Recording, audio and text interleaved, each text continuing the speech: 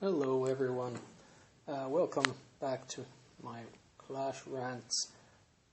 Today I'm gonna follow up on my last video and bore all of you with some more discussion about how hogs are utilized in our clan. And if there are anybody who's watching this outside of Bad Rabbit's War, either from another Bad Rabbit's clan or from outside our clan family, then there will be some an in-depth hog raid discussion or monologue later on in the video, so there might be something of interest to you as well. But what I'm gonna go through today is our last war. And this war was just a perfect follow-up for my last video, where I talked about the potential of hogs in 3-starring those exploitable bases and leaving stars on the table. And it's an excellent war to illustrate my point, because hogs got some 3 stars, well, 2 only, but it was a 2-star war pretty much. So they were significant, and I'm very thankful for Tur, because he made a very nice hog raid. 3-starred Town Hall 10, low-end Town Hall 10, but Town Hall 10 nevertheless, and it was a very good raid. And as you can see, it's the only 3-star for a long time before we find this one, which is another hog attack by me. Yes, I managed to 3-star. 3-star for once. And, well, I do occasionally succeed, despite me sucking most of the time. But this made me really happy, because if after my last video we had a really tight war, and it came down to the last minutes, and then we lost by 1 star or 2 or 3, and then somebody realized that hey, a couple of guys pulled out their pigs and took them for a walk and completely failed, because either because they just failed on an easy hog base, or because they took on a base that wasn't really hoggable with their hogs, and at that moment there would fall this dreadful silence when the war countdown falls to 0 and we've lost by 1 star, and then everybody slowly turns their head around to glare at me with this murderous look in their eyes, and I just kind of try to fade away into some corner and not be noticed by anyone. But that didn't happen. Hogs performed well, and this is exactly what I was talking about. Exploit those easy hog bases, and that's what happened. There were several more hoggable bases here. For example, this one, but unfortunately the attacker's skill just wasn't up to the task. Yeah, it was another one of mine, as you can see. Yeah, I didn't get into it. Yeah, it's a 2-star, which isn't at all horrible at this level, but it already had 2 stars on it, so it was a failed attack. I liked my plan. It went well up to a certain point, but then I just failed with my heal spell placement, and I didn't realize that I pathed my hogs completely wrong. But enough of that. I'm not going to show you that in video, at least not now. Unfortunately, the maintenance break erased replays, and but thankfully I managed to record this one before the maintenance break, because I kind of had a hunch that the break might be coming. So if we had better hoggers than me, then there would have been at least 2 more hoggable bases in the swarm, this one, and another one because it was an exact replica of this base. So there still would have been more stars left on the table to take advantage of. And this is a typical case of anti-go wipe clan, kind of. All of these 3 stars at my level are exploits. This one, and this one. And all of them were, including this one, all 4 3 stars were, well, there's more 3 stars down here, but I don't really know what happened with them because I didn't see the replays. But all of these were exploits that were hit almost immediately when war began, and that's just as it should be, because when you have an army that you know is perfect for a base, then of course you should take that base before somebody else attacks it with something else and maybe fails. So this is how it usually goes, and just as it should.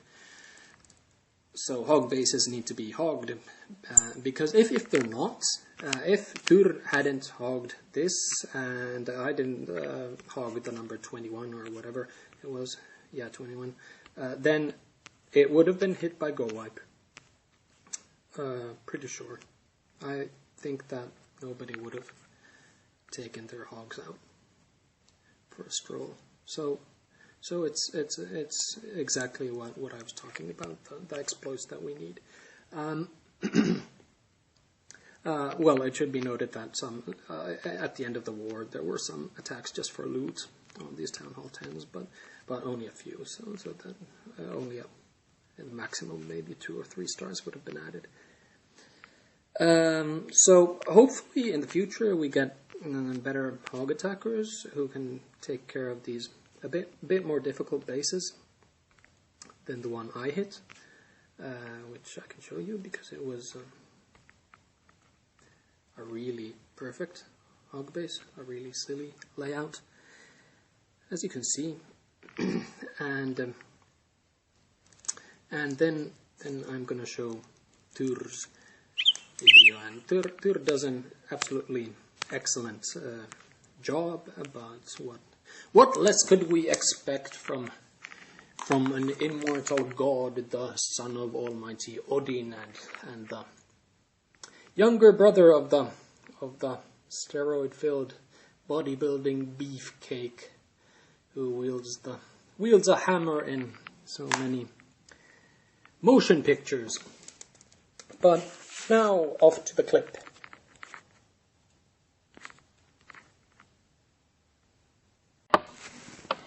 Okay, so here goes. So he starts by dropping his barbarians and guesses exactly where the bombs are, although he only detonates 4. But that's okay. That's plenty. He pulls the CC, which only contains crap. And I don't know what happens here. Maybe he tries to pull them down south, but then changes his mind because there isn't any high DPS stuff in Tehran, and combines killing them with killing the queen, which is an excellent idea. Then he drops his golem and his queen, and his wizard who starts to dance to entertain us, or maybe the queen, I don't know. And which is typical when a wizard is accompanying the queen. Then go the hogs, straight for the inferno, and the main group heads towards the top. And Tur abandons his the rest of his hogs to die, which is actually alright, it's fine. Because if you only have a few hogs, they have a tendency to die even into a heal spell, because there's a high likelihood that a lot of the defenses will target the same hog, and in that case the heal spell won't be enough to keep them alive. So if you only have a couple of hogs, then usually a heal spell isn't worth to waste on them.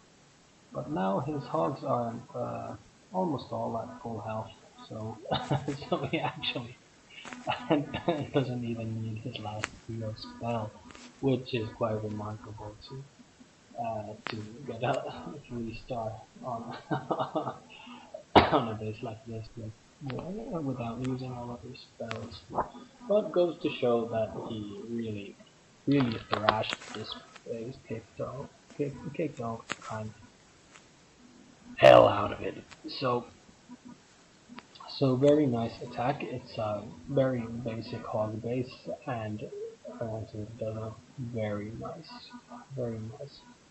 job in handling it.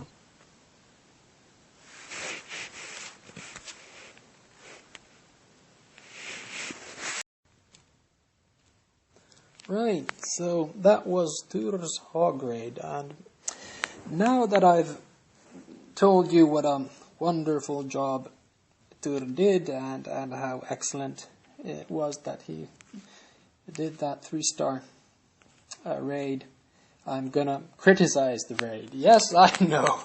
after seeing such a wonderful raid, I am going to criticize and nitpick over it because that's just the kind of bastard that I am.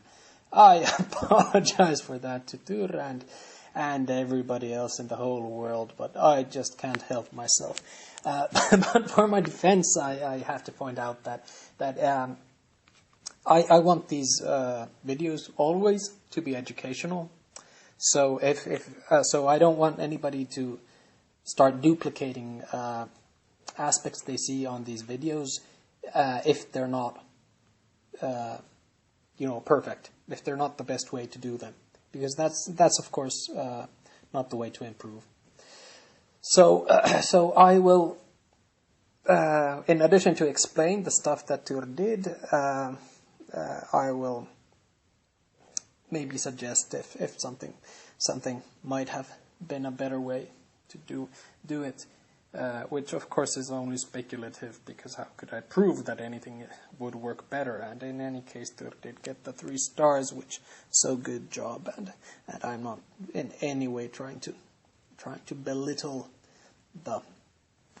his raid, far from it. But sorry for the quality. You noticed it had horrible audio. I had to record a narration on top of the video, and because I used some free software to convert the video format so that I could join these clips together. Something horrible happened to the video quality, and there's just no helping that. So my apologies, and hopefully it won't happen again in the future. But first of all, the barbarians that Tur dropped. This base has 4 holes inside, and it's quite likely that they are Teslas. 4 Teslas. But it's not for sure. It's not certain. They might be giant bombs, and some of them might be giant bombs. And of course, it seems a bit silly to make hole to leave in a base like this. It doesn't really seem probable that the Teslas would be outside, but it is possible. So if you will have to attack this base differently if these are bombs than if they are Teslas. Because if they're bombs, you need to have a heal ready for all of your hogs. If your hogs take, even if they are at full health when they get hit by a giant bomb, these wizard towers will not take that long to really start killing them off. Of course, the point defenses will start one-shotting them when their health gets low enough, so you'll start to lose hogs at a huge rate. So, but if they aren't giant bombs, then you don't need to prepare heals for these spots. You can just observe the hog's health and go with the flow. if you have the experience to do so. So it's hugely important to know if there's going to be bombs or Teslas there. So even if Teslas would start popping out outside the base when you drop barbs, then it would still be a good idea to test where they are, or at least how many that there are. And so where to drop barbs if you want to detonate the bombs. Well, you might have seen that Tyr detonated instantly several giant bombs, and a lot of people who don't really think that much about their attacks might think that Tyr, he's practiced that attack. That's cheating, but I don't think that Tyr cheated. I hope he didn't. No, I'm sure of it. I'm sure that he just thought of it beforehand. Because if you look at the perimeter here, there aren't any spaces big enough on the top, nor are there spaces between these camps. So the only really suspicious spots are these 2x2 spots here and here, and also definitely these corners, because troops will tend to all troops that come down these sides will go past this spot. So I would definitely drop a bomb here, drop a barb here, here, and here, and maybe on these spots as well, and maybe over here, because that's a spot that would quite possibly be triggered by troops. Quite likely be triggered by troops passing through here. So Tyr isn't cheating. I suspect. I think he just thought about it beforehand. I've done similar things before, and you really need to in a base like this, because otherwise it's only a matter of time before your cleanup wizards and witches, well, at least skeletons, will both blow themselves up. And that's really a horrible loss. But not only that, even if the base doesn't have giant bombs inside, you will probably use all of your heal spells inside the base. At the best, you'll have one left over. So if your hogs happen to get into one tight group at the end of the battle, they might start cleanup in a tight group as well. So it's entirely possible to have all of your hogs in one group and hit 2 bombs, and you don't have a heal to heal them between the 2 bombs, and you'll lose all of them. This has happened to me before and is extremely frustrating. So do take care of those giant bombs outside the base. However, you cannot take a long time about it. You have to do it extremely fast. So if I did it at the beginning of the battle, I would just drop, and the same here. Really fast, and then get about my business. Or actually, preferably, when there is this small possibility, a small kind of a chance to take a breath during the battle, maybe even then and not at the beginning, so you won't waste any time. Of course, that does mean that you can't have cleanup troops wandering off from the start of the battle. But you do it how you like. You can't waste time on it. As you can see, Tyr got this raid done in something like 11 seconds before the deadline, so he didn't have a huge amount of time left. That's fairly typical, even in hog raids that go according to plan. So speed is of the essence.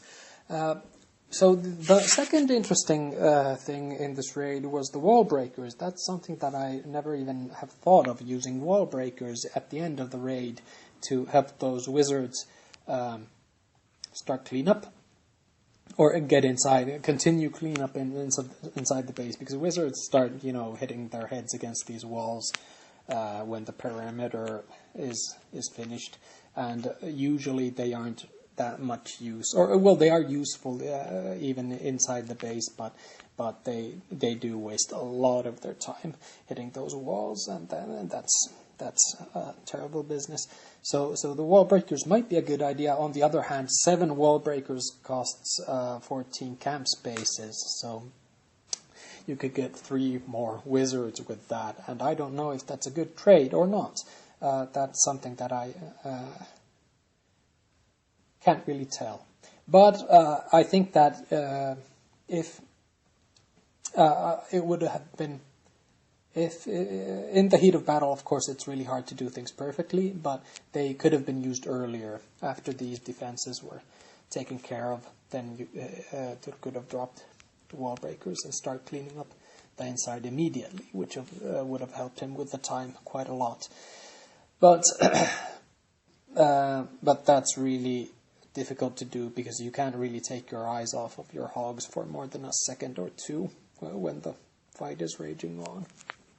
If you do forget them for even like 5 seconds, you can just come back and see that they're half dead, and you've lost like 10 hogs during that time, because they went somewhere where you didn't want them to, and they weren't under a hail spell. But anyway, that was interesting. So the third and the largest issue that I have to discuss is the use of the golem to distract the queen and that clan castle. And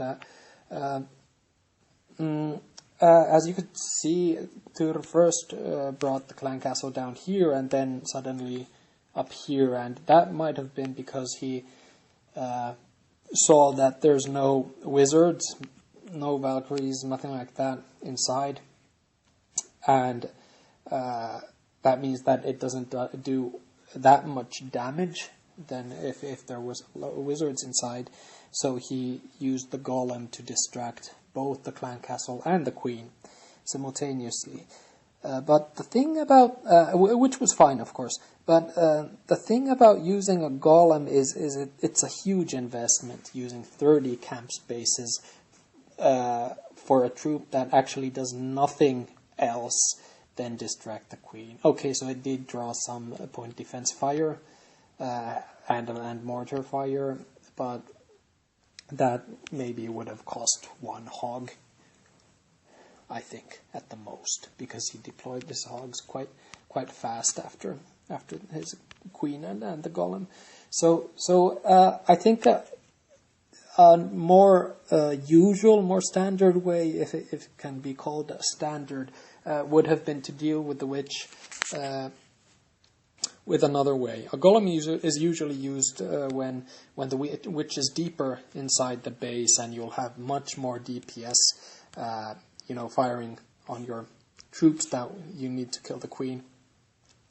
And so in this case, the queen is really easy to get. When she jumps out of that box, you could, for example, drop a Peikko here, and he would just smack her in 1 or 2 hits, and there would be absolutely no risk in that whole deal. And that would be 5 camp spaces less, and it would take care of a couple of more buildings and tank a little bit, much less than the golem, of course.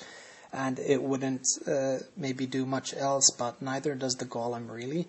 So that might be another alternative in this kind of a situation. And the most classic approach would be to drop witches, 2 witches over here, because if you look at the range of this pedestal, it's really large. It covers the slab completely. So if when first lower the clan castle up here, when the clan castle witches have dealt with the clan castle, the skeletons will continue to the slab, and the witch will aggro. The archer queen will aggro on them, and at that point, she will almost certainly jump out of her box, because the skeletons will stop so far away from the pedestal, so her range won't be enough inside the box, inside this walled box, and so she would jump out, and that would make it really easy to get her with anything you could have. Maybe the skeletons would even be enough, but maybe not because of the splash damage here, this mortar. But one wizard or a barbarian king or definitely the archer queen would make short work of her. And the thing is that in that case you used less troops, 2 witches, than a golem. And in addition to that, if you drop your witches and then immediately with your hogs, while this fight is going on, then the hogs will take care of these defenses really fast. And in that case, it's quite likely that the witches, at least, or maybe one witch, or maybe even your barbarian king, will stay alive for cleanup, whereas the golem will be useless after the queen is dead and these defenses are destroyed, because after they're gone, there's all of the rest will be hitting the hogs anyway. So there's lots of different ways to deal with the queen, and the way Tur did it, the golem, it certainly is a foolproof way, because it has so many hit points that he can be absolutely sure that the queen will be dealt with. Nothing will go wrong. No, if you had, for example, witches here, and with any bad luck, it is possible that the witch would kind of get into range of this X-bow, and if a mortar killed all of those skeletons, then the X-bow would target the witches and kill them. And it is possible that it would go wrong, but be that as it may, it would be, if it went well, then it would save some troops. So a golem is not usually used here, but it is a foolproof way to keep the queen alive, which of course to used to get the queen. Another way would have been to sacrifice your barbarian king. You wait until she's outside the box, and for the first thing of the battle, drop your king beside her, rage him when he gets a few hits, and he will, a level 7 archer queen, maybe if you have a level 10 barbarian king like I do, then it will be enough. And if you're not confident of that, drop a king and 1 wizard behind him, and the wizard will make short work of the queen, because it will have a chance to get a few blasts off while the king is still alive. So that way you could use your clan castle kill squad wherever you want, where they could immediately start cleanup in a safe place, for example, behind your hogs. Drop them and let them deal with the clan castle, and then drop your hogs to take care of the troops. So if you compare using 1 wizard and a barbarian king and compare it to using a golem, then in the other situation you use 26 camp spaces less and lose your king. And that 26 camp spaces gives you, 6 wizards. And 6 wizards are a huge aid in cleanup. Much, much more than that barbarian king would do. So there, every base needs a tailor-made attack plan to be perfect, and those are kind of some possibilities that you can think of. And certainly the golem worked, and so I'm trying not to complain too much, because you have to look at the results, and the results were excellent. But those are the interesting aspects of this raid. The rest, just freezing and hogging the Inferno are pretty basic stuff, and this most certainly is a basic hog base.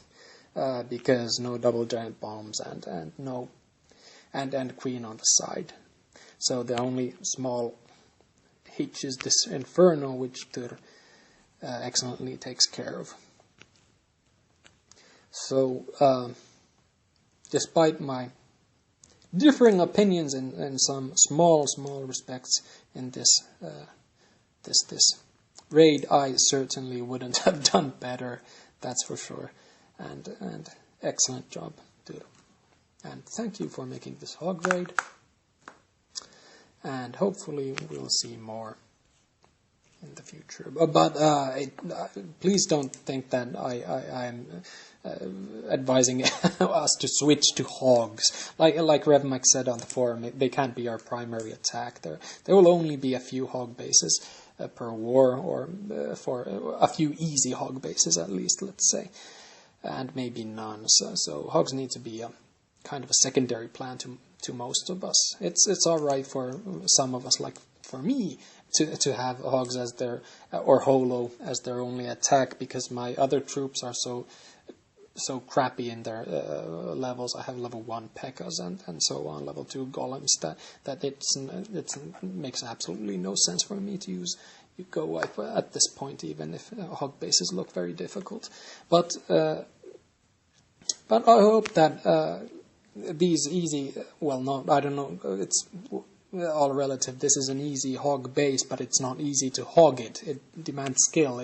Tur made it look easy, but it definitely needs a lot of routine, a lot of practice to handle the whole thing so fluidly.